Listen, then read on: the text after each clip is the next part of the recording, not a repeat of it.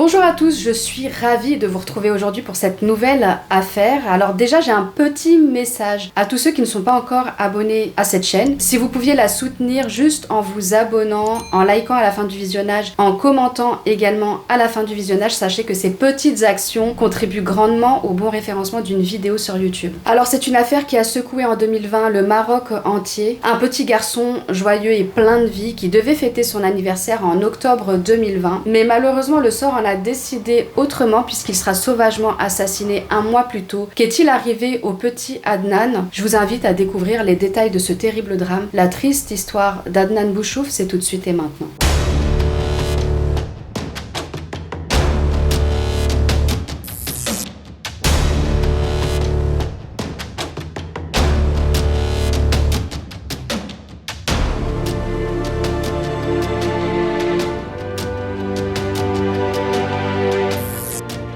Adnan Bouchouf a presque 11 ans au moment des faits. Il devait fêter son anniversaire le 13 octobre 2020. Il vit avec ses parents et sa petite sœur qui n'est que bébé à ce moment-là, dans le quartier Beni Mekada à Tanger. C'est une ville portuaire située dans le détroit de Gibraltar. Le 7 septembre 2020, aux environs de 16h, Adnan est envoyé par ses parents pour faire une course. En effet, il doit aller acheter des médicaments pour sa sœur qui est malade, donc sa sœur qui n'est qu'un bébé, c'est un nourrisson de quelques mois. Et donc il doit se rendre dans la pharmacie du quartier qui n'est qu'à quelques centaines de mètres. Alors il se passe à peu près 1 heure, Adnan n'est toujours pas de retour, c'est assez bizarre puisque la pharmacie elle est vraiment à côté. Les minutes et les heures passent, Adnan ne réapparaît toujours pas, la famille commence vraiment à s'inquiéter à ce moment-là. Donc les parents connaissent très bien leur fils, c'est quelqu'un d'assez obéissant, c'est un enfant sage. Supposons qu'il ait voulu aller jouer après la course, il aurait prévenu ses parents, il ne se serait jamais absenté volontairement sans prévenir qui que ce soit. À la fin de la journée, Adnan n'est toujours pas rentré de sa course, les parents décident alors de contacter les autorités pour signaler la disparition de leur fils.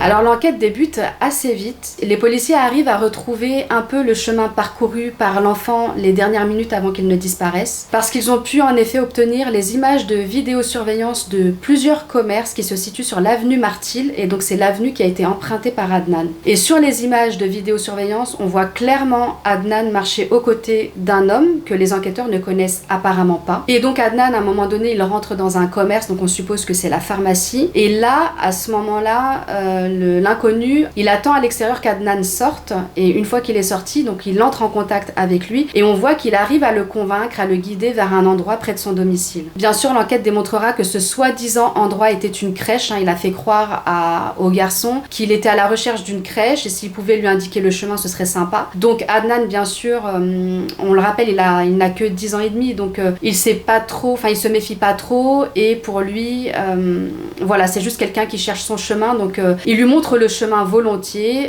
il le suit naïvement. Et sur les images, on voit quelque chose de bizarre. Donc on voit que l'inconnu, à un moment donné, il marche très vite et il dépasse de quelques mètres Adnan. Mais en fait, la police va réussir à comprendre pourquoi il a fait ça. La crèche, elle est située dans un endroit un petit peu isolé. Et donc le but était de vérifier qu'il n'y avait pas de passants, qu'il n'y avait pas de témoins, pour pouvoir agresser à l'abri des regards le petit Adnan. Et donc voilà, donc il s'assure vraiment que personne n'est aux alentours. Et c'est à partir de cet instant précis que la vie d'Adnan Bouchouf bascule.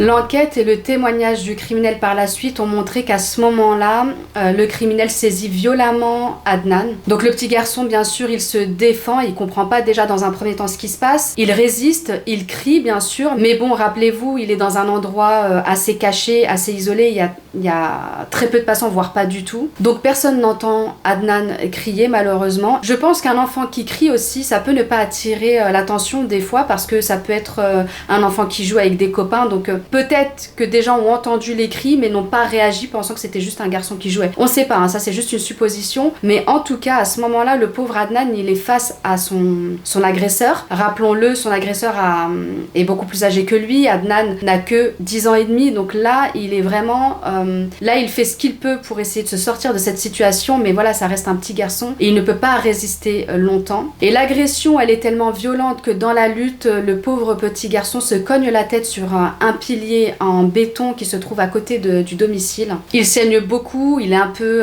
sonné, il est assommé bien sûr. Et à ce moment-là, il se débat plus trop. Il perd un peu de la force parce qu'il saigne abondamment. Un autre détail très triste a aussi été révélé au cours de l'enquête, c'est que le petit garçon, dans un moment de désespoir, pour espérer échapper à son agresseur, il lui a même proposé les 20 dirhams qu'il avait dans la poche, que son père lui avait donné pour acheter les médicaments pour sa sœur. Mais bien sûr, ça n'a pas stoppé son agresseur d'aller jusqu'au bout de son plan. Donc le criminel arrive sans difficulté à maintenir Adnan, donc il le traîne jusqu'à son domicile. À l'intérieur du domicile, il abusera du petit garçon tout en le battant. Le médecin légiste relèvera même l'ADN du meurtrier sous les ongles de l'enfant, ce qui démontre bien que le petit garçon a essayé en fait de se sortir des griffes de son agresseur. Il s'est débattu jusqu'au bout, mais malheureusement sans succès. Et l'enfant a tellement été battu violemment qu'il est tombé à un moment donné à moitié inconscient. Il est tombé un peu dans le coma. Quand à un moment donné, quelqu'un frappe à la porte. Donc là, le meurtrier, bien sûr, il panique. Il entend quelqu'un taper à la porte. Il est en train d'abuser d'un enfant et de le battre. Donc il panique totalement. Il prend à ce moment-là le petit garçon sur les épaules et il déclarera même aux autorités, une fois qu'il sera arrêté et tout, il déclarera aux autorités qu'il a même entendu le souffle de l'enfant. Il l'entendait respirer mais avec difficulté. Donc Adnan était encore vivant à ce moment-là. Il le monte sur la terrasse et il lui met un sac plastique autour de la tête. Il l'achève comme ça. Donc il serre très fort jusqu'à ce que l'enfant meure. Ensuite, il enroule le corps dans des nattes qu'il a trouvées sur place sur la terrasse. Il pousse donc le corps enroulé dans les nattes au fond de la terrasse. Il descend ensuite pour nettoyer les taches de sang qui se trouvent à l'entrée parce que, rappelez-vous, Adnan s'est cogné la tête, le front et donc il saignait abondamment. Donc il nettoie rapidement les taches de sang avant d'aller ouvrir. Et quand il va ouvrir la porte, c'est l'un de ses colocataires qui n'avait pas pris ses clés avec lui. Il garde le secret bien sûr toute la soirée. Il ne dit rien à ses colocataires qui, eux, ignorent totalement la présence du corps du petit garçon sur la terrasse. Et c'est donc dans la nuit du 7 septembre qu'il décide de se rendre près d'un jardin public pour y creuser une tombe de fortune le long de la clôture à l'aide d'un tournevis et d'une pelle. Une fois qu'il a creusé cette tombe, il rentre chez lui pour aller récupérer bien sûr le corps d'Adnan. Donc il est à peu près 4h du matin et donc là il prend le corps du petit garçon complètement nu et il donnera un détail assez déstabilisant à la police parce qu'il va expliquer qu'en descendant les escaliers de son immeuble, il a fait tomber le corps du petit garçon à 2 reprises à travers les escaliers. Alors déjà en apprenant qu'il a abusé et sauvagement assassiné l'enfant, c'est déjà dur, mais en plus de dire qu'il a fait tomber par accident le corps sans vie du petit garçon dans les escaliers, c'est un peu dur à entendre. 24 heures après la disparition de l'enfant, comme je vous le précisais au début de la vidéo, des images de vidéosurveillance ont tout de suite été récupérées par les enquêteurs où on aperçoit clairement Adnan en train de marcher avec un homme à côté de lui. Donc Adnan est vêtu d'un t-shirt rose et d'un short gris. Le suspect, lui, il porte une djellaba beige et donc ces images et la vidéo de surveillance vont être dévoilées sur les réseaux sociaux afin que la population aide à la découverte, à la recherche du suspect. Bien sûr, le suspect, il commence un peu à paniquer parce que son visage apparaît partout sur les réseaux, donc il y a sa vidéo avec sa tête qui est vraiment cataloguée. Et là, il décide alors de brouiller les pistes. Et pour brouiller les pistes, qu'est-ce qu'il fait ? Il se rend chez le coiffeur pour se faire raser complètement la tête et aussi la barbe. Il a un petit peu de barbe, donc il demande au coiffeur de tout lui raser. Et bien sûr, vous l'aurez compris, pour ne pas se faire reconnaître par la population. Mais ce qui est étrange quand même dans cette histoire, c'est que donc les images qui tournent depuis quand même pas mal de temps, depuis quelques heures,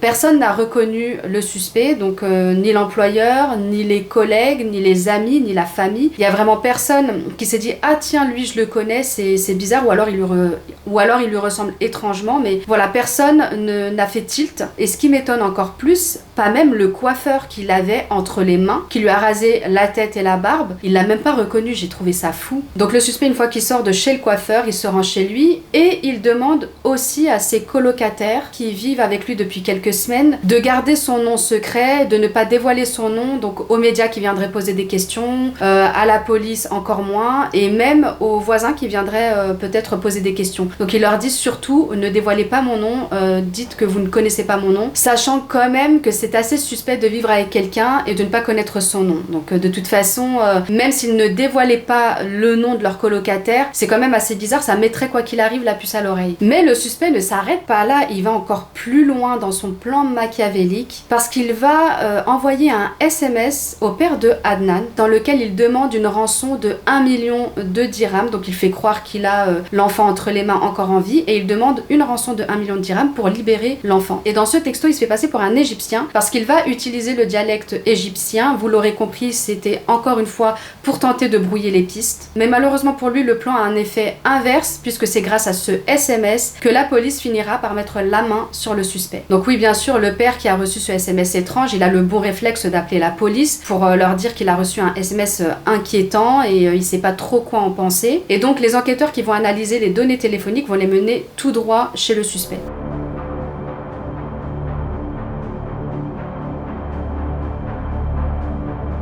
C'est le 11 septembre 2020, soit 4 jours après la disparition de Adnan, que l'inconnu du SMS et des images de vidéosurveillance est arrêté par la DGST. Il est immédiatement mis en garde à vue pour être interrogé sur la disparition de l'enfant. Dans la foulée, la DGST arrête également les 3 colocataires qui sont présents. Donc il les arrête pour non-dénonciation d'enlèvement parce qu'ils ne pouvaient ignorer l'implication du suspect dans la disparition de l'enfant, parce que je vous le rappelle, il est allé changer de look immédiatement quand les images de vidéosurveillance ont fuité. Et en plus de ça, il a demandé à ses colocataires, donc les 3 colocataires, de garder le secret si on venait lui demander son identité ou si on venait leur poser des questions sur lui, quoi. Mais vous verrez que les minutes du meurtrier juste avant les faits ne pouvaient laisser penser qu'un tel crime serait commis quelques heures plus tard.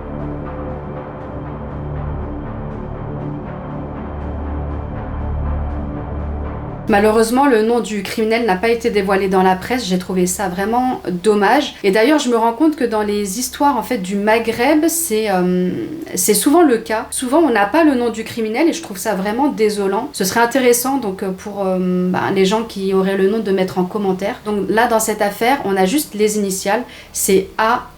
Alors AH est âgé de 23 ans au moment des faits. Il travaille en tant qu'agent de production chez l'équipementier automobile Valeo. Et le 7 septembre 2020, il quitte son travail aux alentours de 14h30. Donc sur ces images de vidéosurveillance, on voit qu'il rentre d'abord chez lui pour se changer. Donc je vous le rappelle, il est en colocation avec 3 autres hommes qui travaillent dans une zone industrielle de Tanger et tous les 4 sont originaires de Ksar el-Kébir. Une fois qu'il s'est changé, donc le suspect ressort de chez lui et il va pour retirer de l'argent, il va pour retirer 1100 dirhams dans un distributeur automatique. C'est alors qu'il croise sur son chemin le petit Adnan. L'enquête révélera bien sûr un fait troublant. Le criminel connaissait en réalité la famille parce qu'il était client du restaurant tenu par les parents de Adnan. Les parents de Adnan ont un restaurant situé au rez-de-chaussée de leur appartement et donc le suspect était un client régulier en fait. Et là, ça pourrait expliquer pourquoi on voit sur les images Adnan suivre assez facilement cet homme. Il le suit sans se méfier, sans se poser de questions. C'est parce que tout simplement, il l'avait déjà vu dans le restaurant de ses parents. Le suspect va bien sûr, dans un premier temps, nier les faits qui lui sont reprochés. Et pour essayer de convaincre les enquêteurs, il va même leur dire d'aller inspecter son domicile. Il va leur dire, vous pouvez poser les questions à mes colocataires, vous verrez, ils vous diront qui je suis,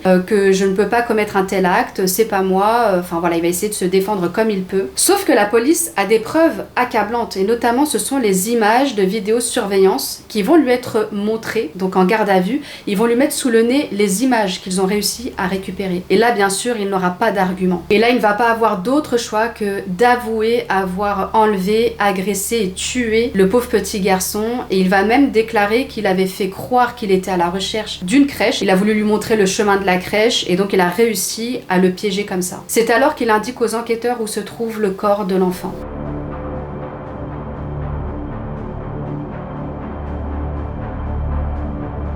Le pauvre petit corps va être récupéré par la police et être envoyé à l'hôpital pour être autopsié. Le médecin légiste va confirmer une mort par asphyxie. Il va aussi signaler des coups qui ont été portés sur le cadavre de l'enfant. Et comme je vous le disais tout à l'heure, l'ADN du meurtrier sera retrouvé sous les ongles du petit garçon. Le juge d'instruction qui va être en charge donc de ce dossier, il ne veut pas s'arrêter qu'au suspect. Il veut vraiment déterminer si les 3 colocataires étaient au courant du crime qui avait été commis au sein même de leur domicile. Parce Parce que s'ils étaient au courant, ils ne veulent pas qu'ils s'en sortent aussi facilement et ils veulent leur faire prendre conscience que de ne pas dénoncer un crime, c'est très grave et que c'est répréhensible par la loi. Et donc le juge va poursuivre les 3 colocataires. Il s'agit de 2 frères et d'un ami. Et pareil, on n'a pas les noms, ça n'a pas été dévoilé dans la presse malheureusement. L'affaire a tellement pris de l'ampleur, elle a dépassé carrément les frontières puisque le 19 septembre 2020, des Marocains se sont réunis sur la place de la République à Paris en hommage au petit Adnan qui a été retrouvé assassiné au Maroc. Et c'est quelques mois après la découverte du corps que le procès débute enfin.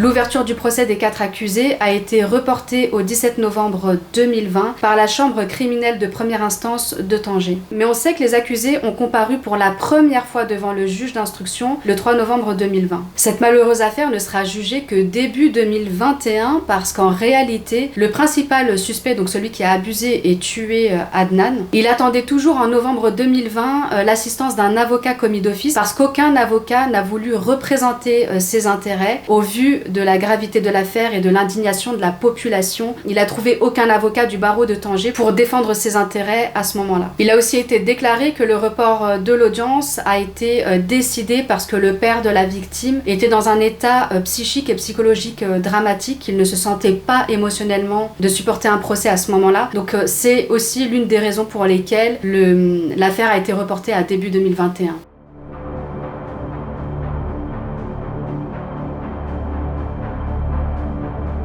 Le 13 janvier 2021, le tribunal condamne AH à la peine capitale. Et bien sûr, il ne croit pas du tout à son argument parce que le meurtrier va plaider en réalité juste une séquestration, un enlèvement et une séquestration dans le but de demander une rançon et qu'il ne sait pas pourquoi la situation a mal tourné et qu'il a pété les plombs et tué Adnan. Sauf que le tribunal ne croit pas du tout à cet argument-là. Au contraire, le procureur a plutôt avancé un assassinat. Il a expliqué que le meurtrier réfléchissait déjà à son plan depuis bien longtemps, il connaissait Adnan et sa famille, il l'avait déjà repéré et qu'il avait tout simplement prévu de l'enlever, d'abuser de lui et de le tuer. L'accusé, bien sûr, il conteste la condamnation à la peine de mort et donc il décide de faire appel de cette décision pensant échapper à la peine capitale. Une audience est donc prévue quelques mois plus tard. Et c'est le 7 avril 2021 que la cour d'appel a rendu son verdict et elle confirme la condamnation de AH à la peine capitale, donc elle confirme la décision qui a été rendu par le tribunal d'instance. Il a été bien sûr reconnu coupable des chefs d'accusation de meurtre avec préméditation, de détournement de mineurs, de séquestration, d'abus et de profanation de dépouilles. Apparemment, il a aussi été révélé que pendant l'audience de la cour d'appel, l'audience elle a dû être suspendue pendant 1h30 parce que l'accusé a fait un malaise quand les avocats de la famille Bouchouf ont plaidé l'affaire. Les 3 colocataires ont également été condamnés et donc eux, ils ont été condamnés à 4 mois de prison ferme pour non-dénonciation de crime et ils ont aussi été condamnés à une amende de 1000 dirhams. Bien sûr, l'accusé ne s'arrête toujours pas là et il ose aller devant la cour de cassation pour espérer une révision de sa condamnation. Et la cour de cassation de Tanger, elle rend son verdict le 4 janvier 2022 et elle confirme malheureusement pour l'accusé la peine capitale et donc l'accusé est définitivement condamné à la peine de mort. Évidemment, les proches, la famille et les associations de protection de l'enfance sont très satisfaits de cette condamnation, notamment l'association Touche pas à mes enfants, qui est très connue là-bas au Maroc. Elle a déclaré qu'elle espère vraiment une exécution de la peine de mort parce que le Maroc n'a pas exécuté ses condamnés depuis le 9 août 1993. Le professeur de Adnan, qui a été également sous le choc de la disparition de son élève, a tenu à remettre à la famille la dernière dissertation qui a été écrite par Adnan. Une lettre dans laquelle le petit garçon écrivait à sa mère les mots suivants: « Maman, toi qui m'as donné la vie, ne me laisse pas seule face à l'adversité. Autour de moi rôdent des loups déguisés en forme humaine. S'il te plaît maman, mon amour, je suis encore en train d'apprendre à marcher. C'est toi ma vie et mon soutien. » Cette lettre très touchante fait bien sûr froid dans le dos. C'est comme si le petit Adnan avait comme une sorte de terrifiante prémonition, quoi. Le roi Mohamed VI a tenu également à prendre la parole sur cette terrible affaire. C'est une affaire bien sûr qui a ému tout le Maroc et il a adressé ses condoléances et sa sincère compassion à la famille du petit garçon disparu. Voilà, c'est la fin de cette vidéo. Merci à tous ceux qui l'ont visionné jusque là et en attendant, je vous laisse donc liker cette vidéo, commenter, vous abonner si ce n'est pas déjà fait. Moi, je vous dis à la semaine prochaine pour une nouvelle vidéo.